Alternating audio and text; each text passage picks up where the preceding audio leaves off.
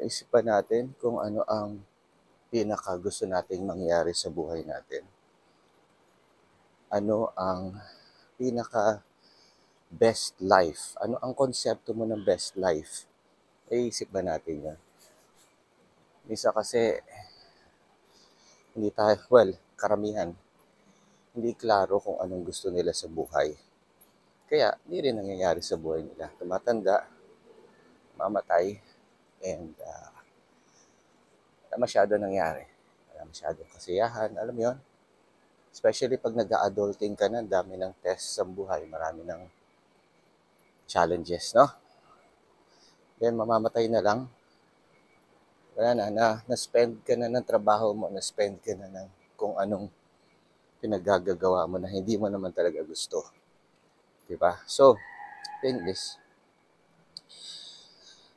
isipin natin, ano nga ba talaga ang gusto natin sa buhay? That at the end of our days, pag malapit na tayong mamatay, paano mong masasabi sa sarili mo na I've lived a good life? Diba?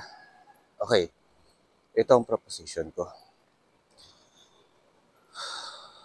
Get a clean sheet of paper or a notebook or whatnot. Good pen, good pencil. And then, in this format, iisipin mo lang na ano ang gusto mong ginagawa na masaya kang ginagawa na you're in a state na masaya ka. Hindi ka may sakit. Healthy ka. So, di ba? In the end, ganun napakasimple ang kasiyahan sa buhay. Because hindi ka magiging masaya kung may sakit ka. Alright?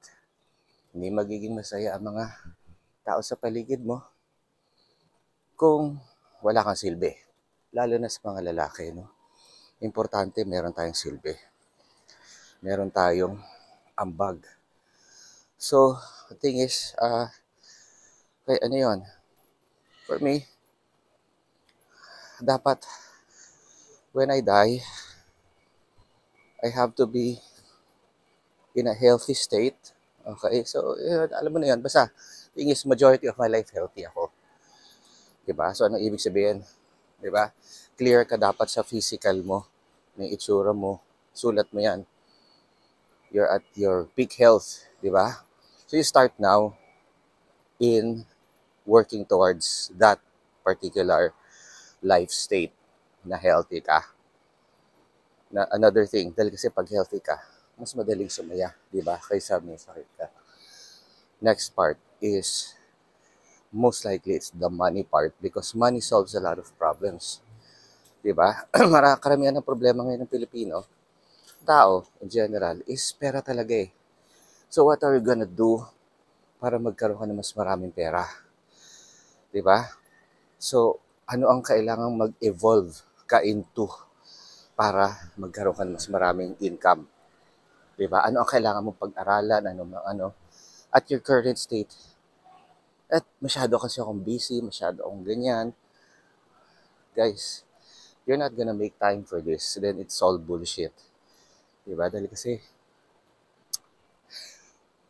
kung di mo lang din gagawin, mag-expect ka pa ba ng magandang buhay? But the thing is, it is very possible. Okay? You may have to sleep less. You may have to sacrifice. Ito lang, similar. If you invested in something,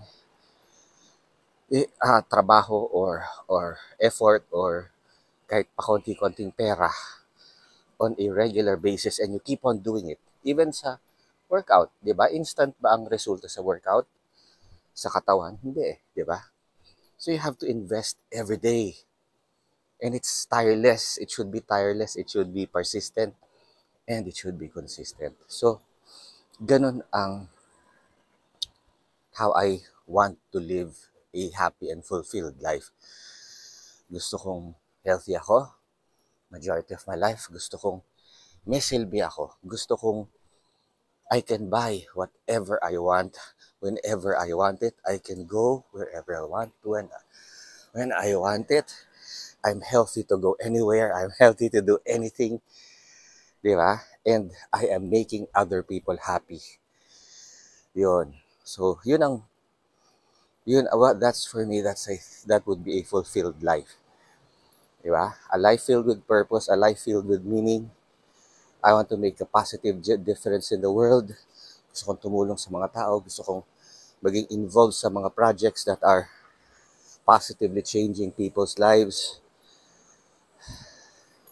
So, isulat mo yun. Ano ba talagang gusto mo sa buhay? Because if you are not clear about it, that's the law of clarity. If you are not clear about something, then malamang hindi siya mangyayari. Malamang hindi siya magagawa. Dahil kasi, pag hindi ka clear sa gusto mo, hindi ka na magiging clear kung paano ka makakarating doon sa pinagugustuhan mong state. So, yun lang guys. I hope nakatulong ito. God bless everybody and let's enjoy this beautiful day. Bye-bye for now.